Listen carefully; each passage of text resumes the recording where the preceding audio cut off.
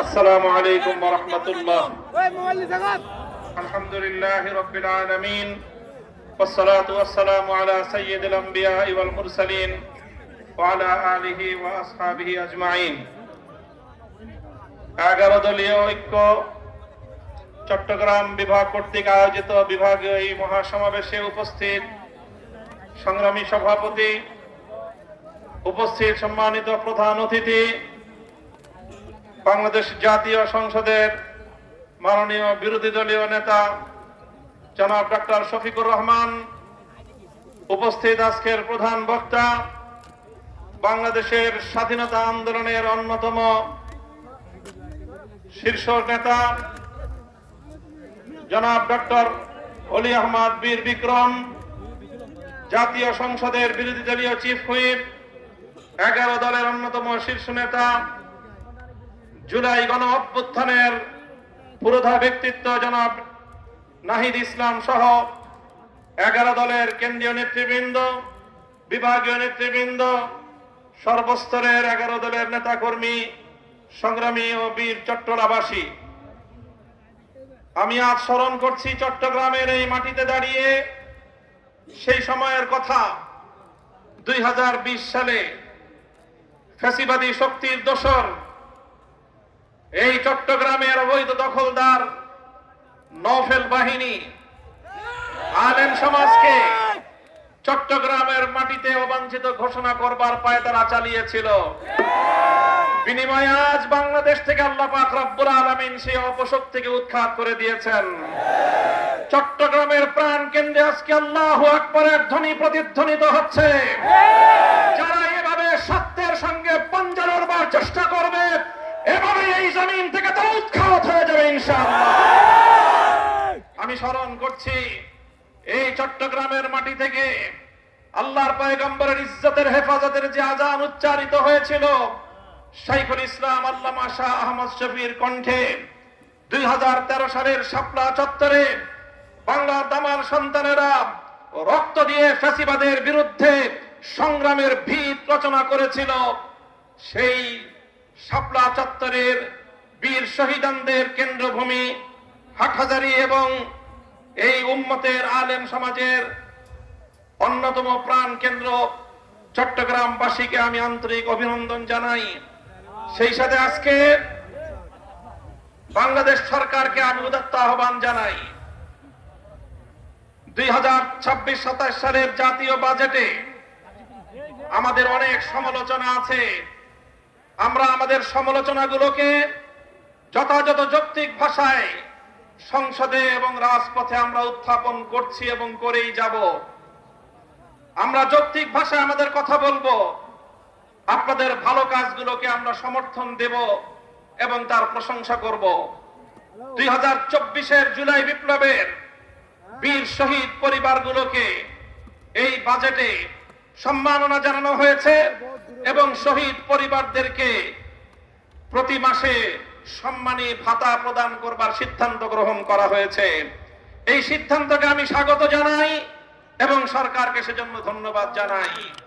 তবে সেই সাথে বলতে চাই 2024-এর বিপ্লবের ভিত রচিত হয়েছিল, পাটাতন রচিত হয়েছিল 2013 সালের শাপলা চত্বরে। সেই শাপলার বীর শহীদ পরিবারদেরকেও একই সঙ্গে রাষ্ট্রীয় সম্মাননা এবং স্বীকৃতির জোর দাবি জানাচ্ছি।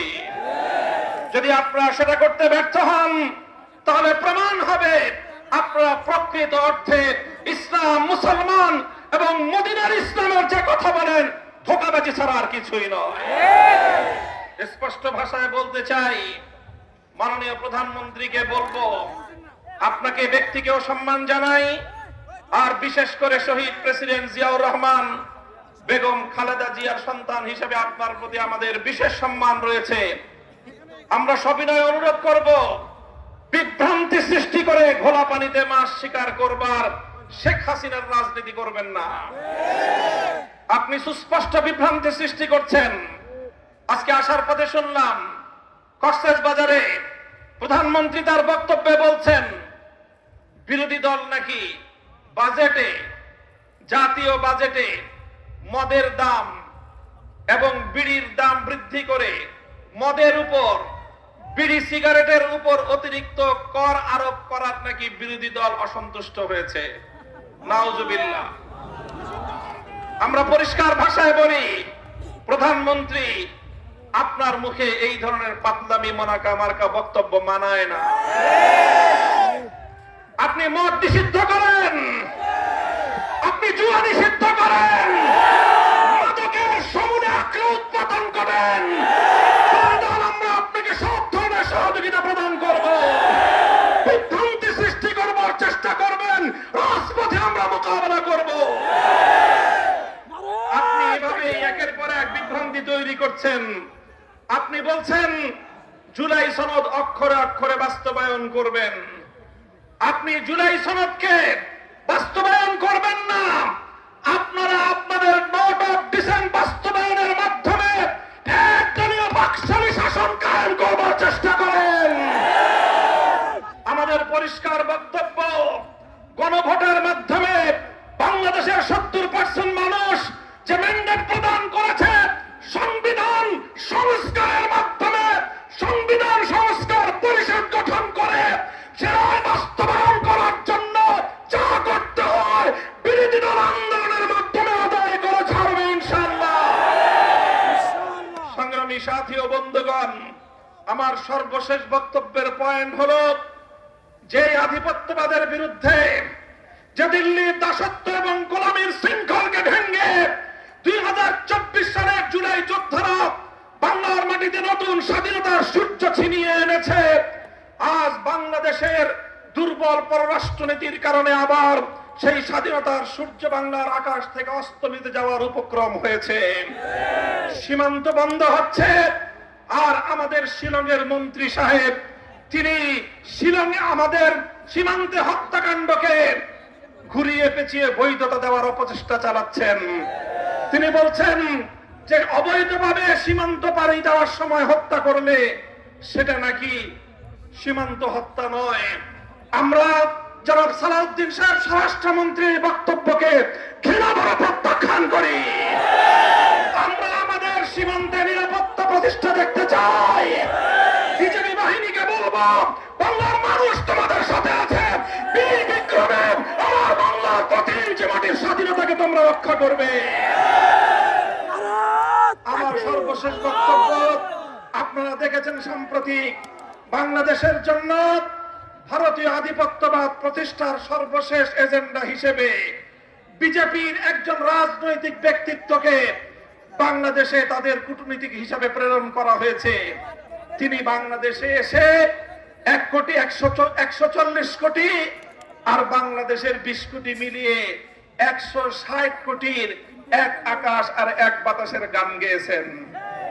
গল্প মনে পড়ে যায়, ছোটকালে আমরা পড়েছিলাম, কুকুর এসে, শৃগাল এসে মোরগের সাথে বন্ধুত্ব পাতাতে চায়। বলে শৃগাল মোরগকে বলে, এসো আমরা দুইজন উজু করে নামাজ পড়ি।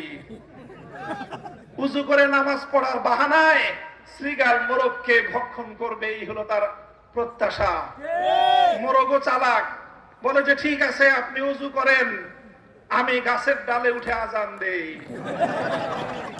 মোরগ যখন আজান দিয়েছে, মোরগের আজানের ডাক শুনে কুকুর আসতেছে। এবার শৃগাল পালায়, বলে যে ইমাম সাহেব নামাজ পড়বেন না?